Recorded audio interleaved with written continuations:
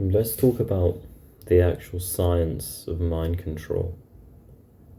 So, I think the first thing to mention is obviously the links with neurology and psychology.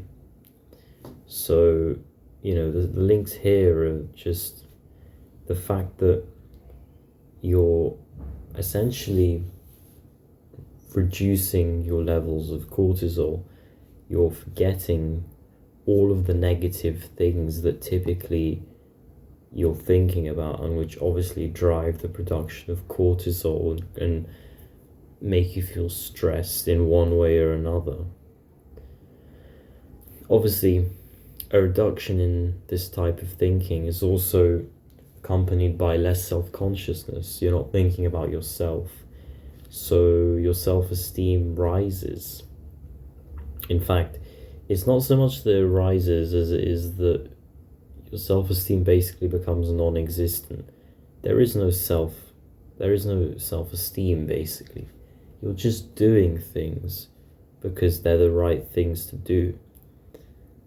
That also relates sort of to this idea of the default mode network versus the task positive network, which is this idea that your resting mind, when you're just thinking about random stuff, it's negative, it's unfocused, and you're basically replacing it with this very task oriented, hard working, energy consuming but tranquil state of mind. You're basically in flow.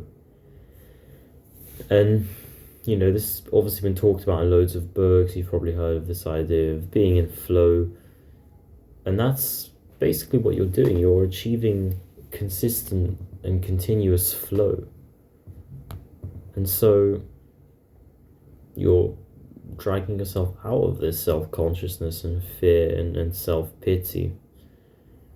You have increased drive to do things. You have also more confidence. I'm sure there's probably more things, hormonal changes behind the scenes, which I've alluded to in other videos.